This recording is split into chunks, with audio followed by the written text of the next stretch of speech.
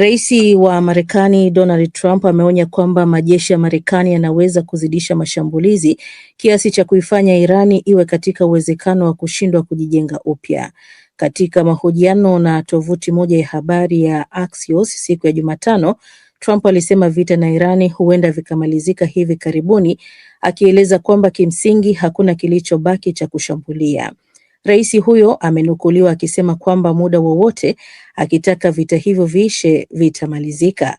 Kauli hiyo ya Trump inaonekana kutofautiana na kauli ya waziri wa ulinzi wa Israel Katz, aliyesema kwamba wako tayari kuendeleza operesheni za kijeshi bila ukomo hadi watimize malengo yote na kupata ushindi kwenye kampeni yao.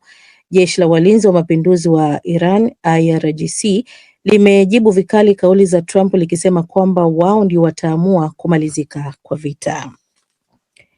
Beirut.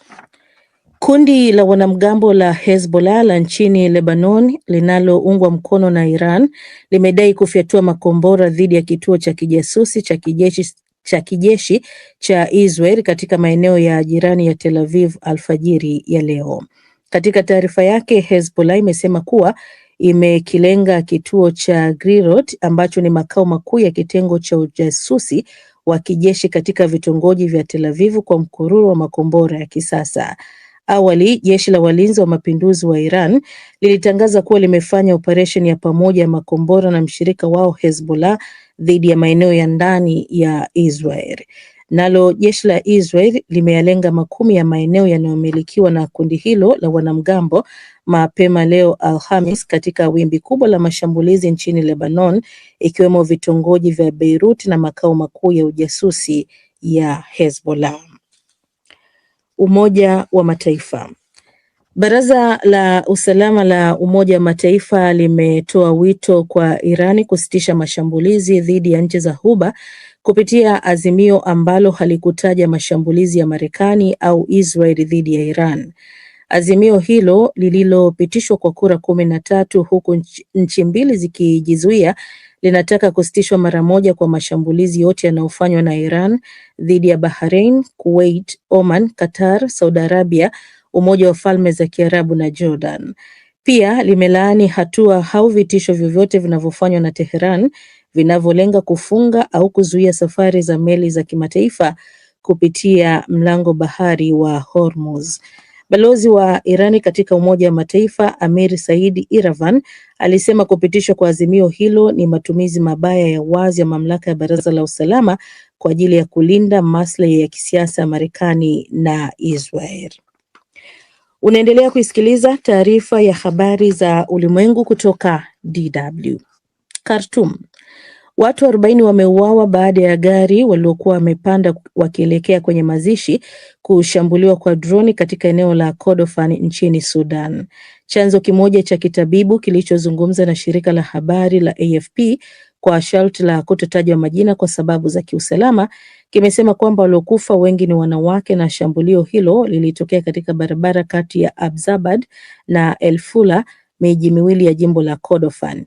Kwa karibu miaka mitatu, Sudan imekumbwa na vita kati ya jeshi la serikali na kikosi cha wanamgambo cha RSF ambavyo vimewaua maelfu ya watu na mamilioni kukimbia makazi. Eneo la Kordofan ambalo lina hazina kubwa ya mafuta na ardhi inayofaa kilimo linaunganisha ngome za RSF katika eneo la Darfur na mashariki mwa nchi inayodhibitiwa na jeshi la serikali. Na hatimaye ni Washington. Ujumbe wa Urusi ukiongozwa na mjumbe maalum wa Rais Vladimir Putin, Kirill Dmitriev, umekutana na ujumbe wa Marekani huko Florida siku ya Jumatano, ikiwa ni mara yao ya kwanza tangu kuanza kwa vita kati ya Marekani na Israel dhidi ya Iran. Kulingana na mjumbe maalum wa Marekani Steve Witkoff, timu hizo zilijadili masuala mbalimbali na zimekubaliana kuendelea kuwasiliana.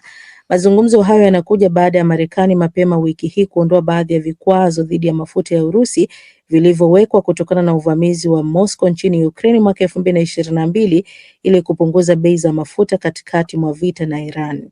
Trump alisema wiki hii kwamba Rais Putin, ambaye alizungumza naye Jumatatu, anataka kusaidia kuhusiana na vita vya Mashariki ya Kati.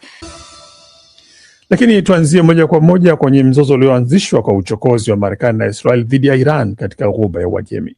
Vita hivyo vinaingia siku yake ya 13 hivi leo, huku kila upande ukiendelea kushambulia mwingine kwa makombora ambayo yanaangamiza maisha ya watu na kuteketeza mali zisizo idadi.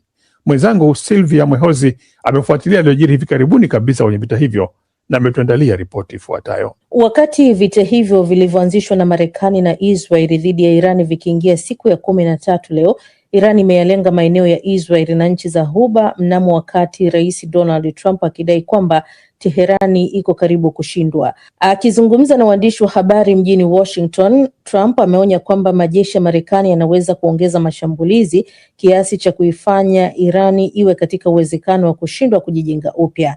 Katika mahojiano mengine tofauti na tovuti ya habari ya Axios siku ya Jumatano, Trump alisema vita na Irani huenda vikamalizika hivi karibuni, akieleza kwamba kimsingi hakuna kilichobaki cha kushambulia. Katika mahojiano hayo ya dakika 5, Trump amenukuliwa akisema kuwa muda wowote akitaka vita hivyo viishe vitamalizika. Hata hivyo, waziri wa ulinzi wa Israel Katz ameondoa matumaini ya uwezekano wa kumalizika haraka kwa vita hivyo, akisema kazi ya kijeshi itaendelea bila ukomo kwa kadri itakavyohitajika mpaka watimize malengo yote na kupata ushindi kwenye kampeni hiyo. Naye msemaji wa jeshi la Israel Efi Defrin pia alisema kwamba jeshi la Israeli bado lina orodha ndefu ya maeneo ya kushambulia, akiongeza kuwa wako tayari kuendelea na operesheni yake ndani ya Irani kwa muda wote utakaohitajika. Wakati kauli hizo zikitolewa, jeshi la walinzi wa mapinduzi wa Irani limefanya operesheni ya pamoja ya makombora na mshirika wao wa Lebanoni, kundi la wanamgambo la Hezbollah dhidi ya Israel. Katika taarifa iliyochapishwa na mashirika ya habari ya Fars na Tasnimi, jeshi hilo limesema operesheni hiyo ya pamoja na iliyoratibiwa ilihusisha shambulio la makombora lilofanywa na Irani kwa kushirikiana na mashambulizi ya makombora na ndege zisizo na rubani kutoka Hezbollah. Taarifa hiyo iliongeza kuwa operesheni hiyo ililenga zaidi ya maeneo 50 ndani ya Israel, ikiwemo kambi za kijeshi zilizoko Haifa, Tel Aviv na Beersheba. Maeneo mengine yaliyolengwa ni pamoja na vituo vya kijeshi vya Marekani vilivyoko Al-Karji nchini Saudi Arabia na Al-Azraq nchini Jordan. Ujumbe wa tahadhari ulitolewa nchini Saudi Arabia, lakini hakuna uharibifu ulioripotiwa kulingana na waandishi wa habari wa AFP, huku Jordan ikiripoti kwamba hapakuwa na shambulio katika eneo lake. Jeshi la Israel limethibitisha mashambulizi ya makombora ya Iran ambayo yalikuwa yakielekezwa nchini humo na kusema kwamba mifumo yake ya ulinzi wa anga ilikuwa ikifanya kazi, na waandishi wa habari wa AFP wamesikia pia milipuko kutoka Jerusalem kabla ya Israel kutangaza mashambulizi ya kiwango kikubwa dhidi ya Teheran. Kwingineko, Baraza la Usalama la Umoja wa Mataifa limetoa wito Jumatano kwa Iran kusitisha mashambulizi yake dhidi ya nchi za Ghuba kupitia azimio ambalo halikutaja mashambulizi ya Marekani au Israel dhidi ya Irani, hatua iliyomfanya balozi wa Teherani kulalamikia matumizi mabaya ya wazi ya chombo hicho cha kimataifa. Na maafisa wa Wizara ya Ulinzi ya Marekani, Pentagon, kwa upande mwingine wamewafahamisha wabunge wa Marekani kwamba gharama ya vita imezidi dola bilioni 11.3 katika siku zake 6 za kwanza, kwa mujibu wa gazeti la The New York Times likinukuu vyanzo vilivyo na ufahamu wa taarifa hiyo ya siri. Lebanoni pia imedai idadi ya watu waliouawa katika siku 10 za mapigano kati ya Israel na kundi la wanamgambo la Hezbollah linaloungwa mkono na Iran imefikia zaidi ya watu 630, huku zaidi ya watu 800,000 wakikimbia makazi. Asante sana Silvia Mwehozi.